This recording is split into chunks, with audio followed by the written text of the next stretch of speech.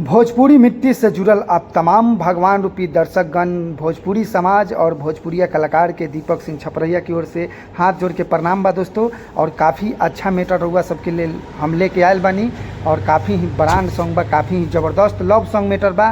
सुनला के बाद दिल गदगदा जाई।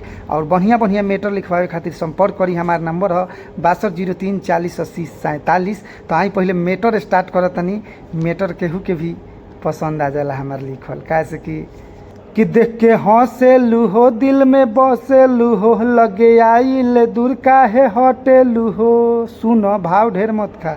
देख के हंसेलू हो, दिल में बसेलू हो, लगे आइल दूर काहे हटेलू हो। आ काहे भाव खात बारू, देखो दिल लगा के। आ लूटल जाई मजा डार्लिंग नैनी ताल में जाके। आ लूटल जाई मजा डार्लिंग नैनी ताल में जाके।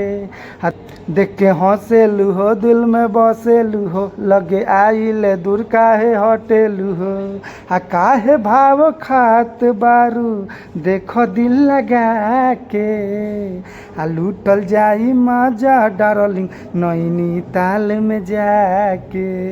आ लूटल जाई मजा डार्लिंग नैनी ताल में जाके।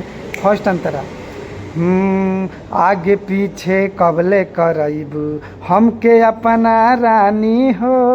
मन मन चाहलू तू सब जानतानी हो।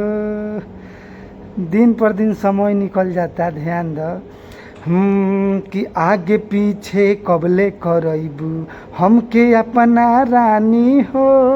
मन मन चाहल तू सब जानतानी हो। जब सजेलू हो बड़ी जचेलू हो, ये दीवाना के दिलवा में धसेलू हो। जब सजेलू हो बड़ी जचेलू हो, ये दीवाना के दिलवा में धसेलू हो।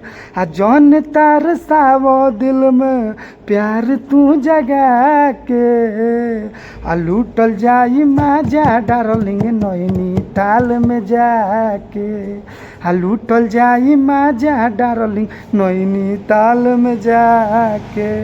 दोस्तों कैसा लगा सॉन्ग आप सब ज़रूर बताइएगा। तो दोस्तों कैसा लगा सॉन्ग आप सब ज़रूर बताइएगा। और ये गाना दोस्तों बिक चुका है, इसलिए ये गाना कॉपी नहीं कीजिएगा। और नया नया गाना लिखवाने के लिए संपर्क कीजिएगा। हमारा नंबर है 6203 40 80 47। नंबर बता दी मित्रों। फिर मिलता हूँ नेक्स्ट वीडियो में।